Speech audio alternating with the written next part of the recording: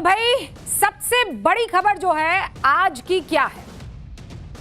कल जो तस्वीरें हमने दिखाई थी दिन भर के रिवीजन के बाद न्यूज की पाठशाला में, उन्हीं तस्वीरों का आज विश्लेषण करना है। लखनऊ हादसा, यह हादसा नहीं है, लापरवाही का कत्ल खाना है। बिल्डिंग में आग जो लगी है उससे सिस्टम का मुंह कैसे काला हुआ है, एक एक करके पेज पलटूंगी इस चैप्टर में। लखनऊ के कोचिंग सेंटर में लगी इस भयंकर आग से 15 युवाओं की मौत हो गई, मतलब 20 से 27 साल के युवा। इससे एक बात साफ है कि यह कोई हादसा नहीं बल्कि एक हत्याकांड है। सोच समझ कर कह रही हूं, नीचे से लेकर ऊपर तक कई लेवल पर सिस्टम के लोग इसमें शामिल हैं। सोच समझ के कह रही हूं, और यह सवाल मैं इसलिए उठा रही हूं क्योंकि यह आग तो कुछ मिनटों में लगी होगी, कुछ मिनटों में, लेकिन इसकी तैयारी 2014 से चल रही थी, जब यह इमारत बनकर खड़ी हुई थी। तब से इमारत का नक्शा पास करने से लेकर फायर सेफ्टी के नाम पर कागजों की खानापूर्ति ये बताती है कि इसकी तैयारी 2014 से हो रही है। और इसमें शामिल अधिकारियों और कर्मचारियों ने आरोप लग रहा है कि रिश्वत लेकर फाइलों पर साइन किए होंगे। इस बिल्डिंग का फाइनल निरीक्षण करने वाले सिस्टम के लोगों ने खर्चे पानी के प्रेशर में अपनी आंखें गिरवी रख दी होगी। और यह आरोप लग रहा है, क्या किसी को दिखाई नहीं दिया? जिस बिल्डिंग में आने जाने के लिए मात्र एक सकरा रास्ता था, बायोमेट्रिक से जहां एंट्री हो सकती थी, जिसमें बगैर किसी सुरक्षा सुविधा के भर भर कर बच्चे पढ़ाए जा रहे थे, दिखाई नहीं दिया। फायर सेफ्टी के लिए इसमें फायर अलार्म, पानी का छिड़काव करने वाले वाटर स्प्रिंकलर, आग बुझाने वाले सिलेंडर, फायर एक्सटिंग्विशर, कहां थे ये सब? फोटो में? हाँ, इसके ग्राफिक्स बने हुए थे, पोस्टर चिपके हुए थे। आप सोचिए किस लेवल की लापरवाही चल रही थी। इनको क्या लगा था कि यमराज इस गली में आते ही नहीं हैं। इस अग्निकांड में सिर्फ 15 लोग नहीं मरे हैं, 15 सपने जलकर राख हो गए, 15 परिवारों की उम्मीदों का दम घुट गया है। एक बेटा जब अपने बाप को फोन करके कह रहा होगा, पापा मुझे बचा लो, मैंने खुद को बाथरूम में बंद कर दिया लेकिन यहां से धुआं आ रहा है, वो बाप ता उम्र क्या इस दुख के साथ नहीं जिएगा कि काश कि मैं उस बिल्डिंग में अपने बच्चे को ना भेजता। सिस्टम के करप्ट और लापरवाह लोग क्या सो पाएंगे? हमेशा की तरह पता है आपको क्या होगा? हो भी रहा है। बताइए क्या होगा हमेशा की तरह? रवि, क्या होगा? जांच चलेगी। शब्द ढूंढना बढ़िया वाला, जांच चलेगी। नोटिस जारी किया जाएगा। 4 अधिकारियों को सस्पेंड कर दिया है, ताली बजाइए, बहुत बढ़िया काम हुआ। 4 लोगों को गिरफ्तार किया गया है, ताली बजाइए, बहुत बढ़िया काम हुआ। अब आगे क्या होगा कोई बता सकता है? ये जो 4 लोग गिरफ्तार हुए हैं, ये जो 4 अधिकारी सस्पेंड हुए हैं, इनके साथ क्या होगा कोई बता सकता है? इनका विभाग बदल जाएगा कुछ समय बाद। धीरे धीरे मामला जब दब जाएगा, रूबिका लियाकत जब न्यूज की पाठशाला में कोई और खबर चलाने लगेगी, देश जब आगे बढ़ जाएगा, तो फाइलों पर धूल जम जाएगी। और जब धूल जम जाएगी तो फाइलों से धूल हटाई जाएगी, फाइल को खोला जाएगा, नाम पढ़ा जाएगा, फला फला अधिकारी को इसको ना ऐसा करो, इसका तबादला वहां कर दो। सब कुछ शांत होने के बाद सस्पेंशन खत्म करके किसी और विभाग में भेज दिया जाएगा। हम ये सवाल पूछ रहे हैं, और बहुत सीधा और सिंपल सा सवाल है। इन अधिकारियों की जिम्मेदारी केवल इतनी कि इनको सस्पेंड कर दिया जाएगा? गिरफ्तार किए गए आरोपियों को बेल मिल जाएगी? यानी सिस्टम ने किया क्या? जब न्यूज की पाठशाला में इस खबर को दिखाया तो सिस्टम ने क्या किया? पेड़ की शाखा काटी, उसे जड़ से खत्म नहीं किया। और हम चाहते हैं कि अगर यह देश भारत भाग्य विधाता बनना चाहता है तो इन सारी की सारी दीमकों को, करप्शन की इस दीमक को आपको जड़ से खत्म करना होगा। और आगे बढ़ने से पहले मैं आपको बता दूं कुछ अलग अलग देशों की तस्वीरें, और ये तस्वीरें सिस्टम के मुंह पर तमाचा जड़ने वाली है। 2 तस्वीरें आपके सामने रखती। ताकि आप समझ सके कि सही नीयत हो, काम करने की इच्छा हो और करप्शन ना हो तो लापरवाही की आग को कैसे बुझाया जा सकता है। यह तस्वीर है आपके सामने। अब चूंकि दो तस्वीरें हैं, एक है लखनऊ की आग लगी तस्वीर और दूसरी है डोमिनिकन रिपब्लिक की तस्वीर। यह कैरिबियाई मुल्क है। यहां पर आग का धुआं आप देख पा रहे हैं? हाँ हाँ, कितना लग रहा है? बहुत ज्यादा है ना। लखनऊ से डोमिनिकन रिपब्लिक की तस्वीर को आप कंपेयर कीजिए। वहां का धुआं देखिए और यहां का धुआं देखिए।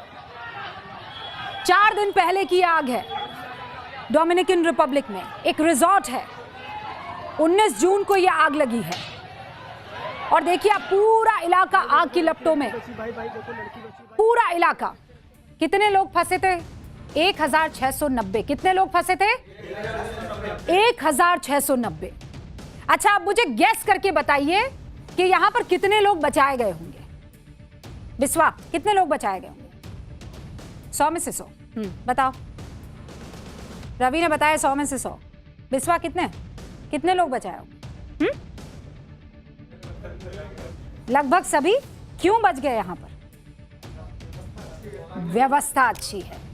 1690 लोग फंस गए थे लेकिन बचा लिया गया एक आदमी को छोड़ के 1679 लोगों को, 89 लोगों को, माफ कीजिए, 1689। भयंकर अग्निकांड। अंदाजा लगाइए यहां के सिस्टम ने किस तेजी से रेस्क्यू ऑपरेशन किया होगा। इसे कहते हैं असली कार्रवाई, जो हादसे के बाद नहीं बल्कि हादसे के दौरान या उससे पहले कर दी जाती है। अच्छा, बहुत से ऐसे महानुभाव होंगे, सिस्टम में बैठे लोग होंगे जो ये कहेंगे, अरे रूबिका जी, ये डोमिनिकन रिपब्लिक में जो आग लगी थी ये तो बहुत बड़ा इलाका था, खुला इलाका था, ये तो समंदर के पास वाला इलाका था, खुले इलाके में तो आराम से किसी को भी बचाया जा सकता है, ये कोई बंद इमारत थोड़ी थी, आने जाने के तो छोटे मोटे बहुत सारे रास्ते थे, हमारे यहाँ तो एक ही सिकड़ा रास्ता था। देखिए भैया, ऐसा है, बहानेबाजी कीजिएगा मत। मैं कुछ और तस्वीरें लेकर आई हूं क्योंकि न्यूज की पाठशाला में सिर्फ एक दिशा में बात नहीं करते हैं, 4 दिशा दिखाते हैं और केवल प्रॉब्लम नहीं, सॉल्यूशन भी दिखाते हैं। अब मैं आपको तस्वीरें दिखाती हूं सिंगापुर की। सिंगापुर में एक शहर है जिसका नाम है बिशन।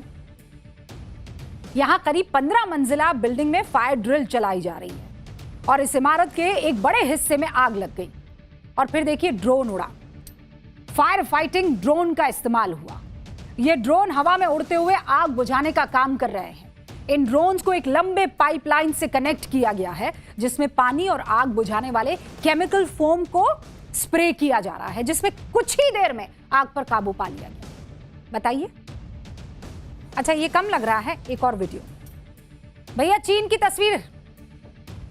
हर मुल्क से अगर अच्छी चीज है तो सीखनी चाहिए। ये चीन की तस्वीर है। एक 20 मंजिला इमारत में आग लग गई। आग देखिए आप, आग और लपटें देखिए कैसे ऊपर की तरफ जा रही है। यहां भी ड्रोन की मदद से आग को बुझा लिया गया और यह ड्रोन मात्र 30 सेकंड के अंदर 200 मीटर ऊंचाई पर जाकर आग बुझाने शुरू कर देता है। ड्रोन्स में लगे कैमरे की मदद से फायर ब्रिगेड के टेक्नीशियन इसे ऑपरेट करते हैं, जिससे आग पर काबू पाने में मदद मिलती है।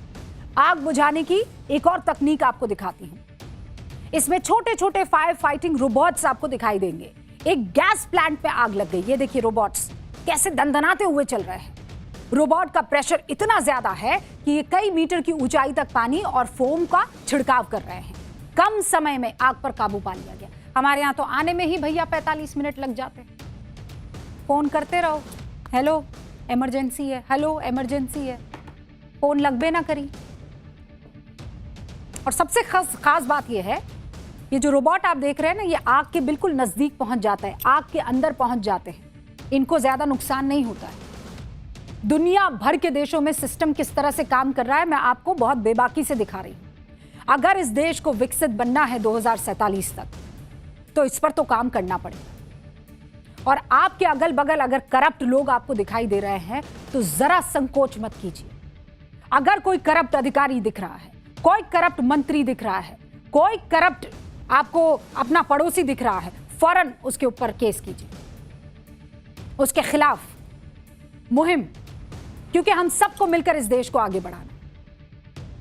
हमारे यहां तो कुछ रुपए के लालच में सारी सेफ्टी प्रोसीजर फाइलों में ही निपटा दी जाती है। और जब कोई हादसा हो जाता है, मीडिया जब उन पर सवाल करने के लिए पहुंचता है तो क्या होता है, आज उसकी जीती जागती तस्वीर आपको दिखाती है। सिस्टम के टॉप पर बैठे लोग क्या करते हैं वो आपको इस तस्वीर में दिख रहा होगा।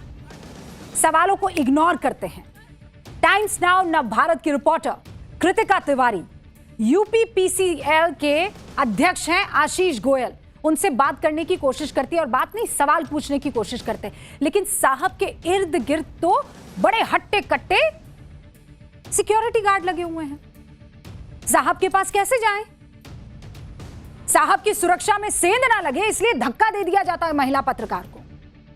फुल फ्रेम कीजिए तस्वीर और दिखाइए। और हमारी सहयोगी कृतिका बिल्कुल नजदीक जाकर साहब से पूछती है, साहब बताइए ना, आशीष जी बताइए कहां गड़बड़ी हो गई, कहां चूक हो गई। लेकिन सवालों को अनसुना करके साहब निकल जाते हैं। यूपी के सीएम योगी आदित्यनाथ के पास मौजूद थे, उनको सारे सवालों का जवाब दे रहे थे और उन्हीं सवालों का जवाब दे रहे थे जो हमारी रिपोर्टर उनसे पूछ रही थी। अब उसकी बानगी मैं चाहती हूं आवाज के साथ आप सुने। आशीष सर चेयरमैन धक्का कैसे दे रहे हैं सर? पावर डिपार्टमेंट से क्वेश्चंस है सर मीडिया के। Sir power department has failed on it's responsibility. Sir multiple overloading issues were noticed in the Aliganj fire incident. 20 kilowatt capacity, but it has been repeatedly. You can see how, in fact, the security officials are behaving with the media right now. जिस building में आग लगी उसे लेकर कई बार short circuit की शिकायत आ चुकी थी, कई बार, लेकिन बिजली विभाग ने इसे लेकर कभी जहमत नहीं उठाई। और जहमत जब नहीं उठाई तो अग्निकांड जैसा बड़ा हादसा होना था। ये तस्वीरें आप देखिए, रूह कांप जाएंगी। अगर माएं इन तस्वीरों को देख रही है, अगर नौजवान बच्चों के माँ बाप इन तस्वीरों को देख रहे, पाल पोस कर बड़ा करते हैं हम अपनी औलादों को, 20 साल 21 साल नौजवान हट्टा कट्टा बच्चा आपका